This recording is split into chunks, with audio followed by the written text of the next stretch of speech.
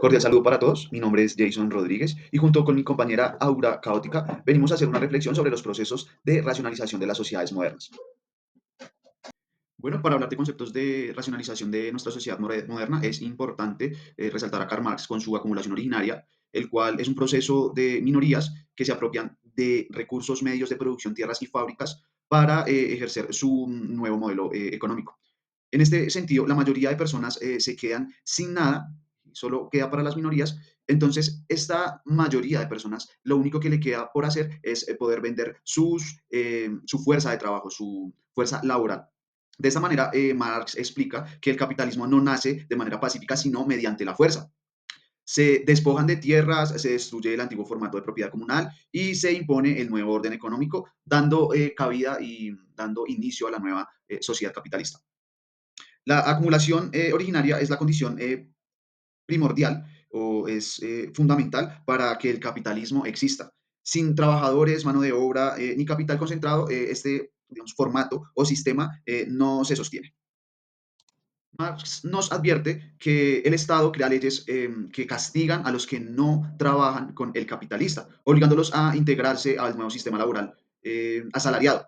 El capitalismo de la sociedad no fue voluntario, sino fue impuesto para aceptar trabajar por necesidad. Digamos que es una manera de imponer un modelo económico sin preguntar, sin voluntarios, sino se hace y punto. La creación del proletariado. Cuando se hace el despojo violento funcional, que la mayoría de la sociedad o de campesinos o de personas rurales pierden sus tierras y su manera de producción, estas personas lo único que tienen para dar es su mano de obra, su trabajo. Es la única manera y fuente de ingresos que ellos tienen para sobrevivir. Entonces, estas personas se convierten en proletariado. ¿Sí? Es el término para estas personas que pierden todo por, digamos que, la entrada de este nuevo modelo capitalista. Marx nos argumenta que la economía capitalista se sostiene en la separación de capitalistas y de trabajadores. De allí se determina una estructura social. Entonces, la estructura social que pretendió el capitalismo es los capitalistas a un lado y la clase trabajadora al otro. Entonces, de esta manera, deducimos que la acumulación originaria se transforma en nuevas formas de desigualdad en nuestra era actual y nuestra era contemporánea. Para Marx, citándolo, nos dice que la acumulación originaria no es un capital, no es un capítulo terminado, sino una herida que sigue y sigue y sigue sosteniendo hasta el día de hoy al capital. Y por otro lado, vamos a empezar a hablar de Max Weber con el concepto que él nos plantea, el cual es la metodización capitalista y sus derivados, como su ética cultural y racionalización, el cual nos explica que el capitalismo tiene no solo bases económicas, sino también culturales, con procesos racionalizados en donde las acciones se vuelven más organizadas y eficientes. Diciendo esto, podemos decir que el tiempo se convierte en valioso, la puntualidad, la planificación se vuelven virtudes dentro de este modelo. No perder tiempo se vuelve en una regla moral. Por ello, la ética se convirtió en perfecto componente para el capitalismo, ya que lo impulsó. El rol de la sociedad, las instituciones, los valores, la disciplina, la competencia, el éxito individual son legítimos para esta ética y consiguiente para el capitalismo. Weber nos habla de la ética protestante. Él se centra un poco, mucho, en la ascética calvinista, la cual está configurada en una mentalidad orientada al autocontrol, al trabajo, al proceso metódico y la búsqueda racional del beneficio, lo que domina el espíritu del capitalismo. O sea, se centra o se focaliza y le da prioridad a la característica y al valor del trabajo. Es fundamentalmente diseñada para el trabajo, para el trabajador y para crear principios morales, valores que ayuden a crecer el capital por medio de la ética y los valores. Y dentro de esta lógica, hablamos de las ganancias que se puedan recibir del capital, no como lujos, sino como una reinversión. Esto impulsa la expansión del capital, la organización empresarial y se vuelve, digamos que, métodos científicos. Weber nos analiza, nos explica no solo cómo funciona el capitalismo, sino por qué la gente se compromete con él. Hay un sentido cultural que lo respalda y lo hace correcto al parecer. El rendimiento es el nuevo símbolo del valor personal.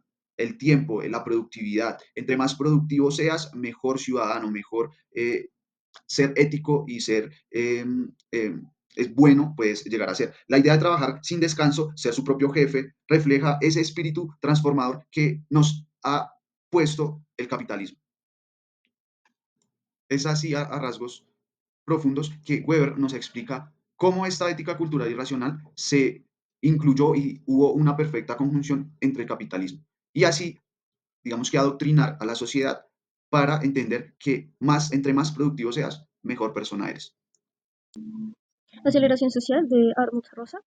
Lo que propone es que hay una aceleración sistémica del ritmo social, propone que hay un ciclo en el cual hay tres dimensiones. La primera dimensión es la aceleración tecnológica, que es el desarrollo de nuevas tecnologías cada vez más rápido, con un fin de reducir tiempos en un tema específico. La segunda dimensión es la aceleración del cambio social. Entonces, es como los sistemas se desincronizan. Ejemplo, el sistema educativo y el sistema económico. Entonces, el sistema económico pide un montón de desarrollo, cada nada cambia de tecnologías. Y el educativo, por más que trate de enseñar todo eso al mismo tiempo, no tiene la capacidad tecnológica y no lo logra. Entonces, hay una desincronización. Eso genera la tercera dimensión, que es el ritmo acelerado en la vida. Entonces, el individuo siente que no tiene tiempo suficiente y trata entonces de acelerar su mismo ritmo de vida. Ejemplo, ya no se come un almuerzo que tardaría 2 horas en cocinar, sino que pide una pizza que se demora media hora y ya la consume de camino al trabajo. Eh, Él para ello propone como una alternativa, como una manera de frenar esto, que es la resonancia, es una ética práctica.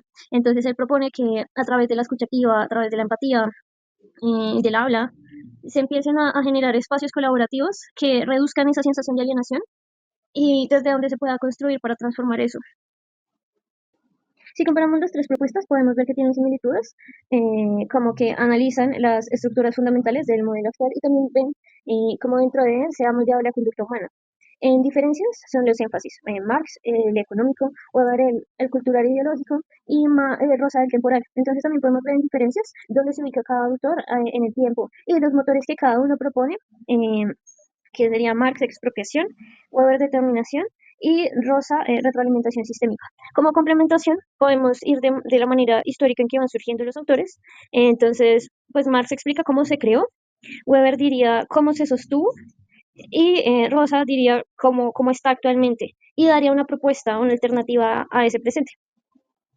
Como reflexión, vimos vigentes los conceptos y su complementación. Entonces, lo que hicimos fue un análisis práctico en relación a la naturaleza. Las preguntas que nos surgieron es, ¿cómo nos relacionamos con ella y qué significa para nosotros la naturaleza? Entonces, a través de los autores, por ejemplo, con Marx, podemos ver ese inicio de cómo nos relacionamos con ella, que pues es de alguna manera extractivo, viene como recurso. Con Weber podemos ver esos conceptos, cómo le entendemos. Entonces, le entendemos como un recurso.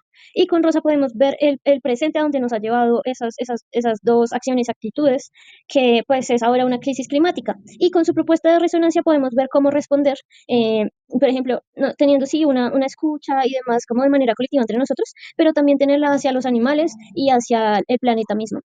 Muchas gracias.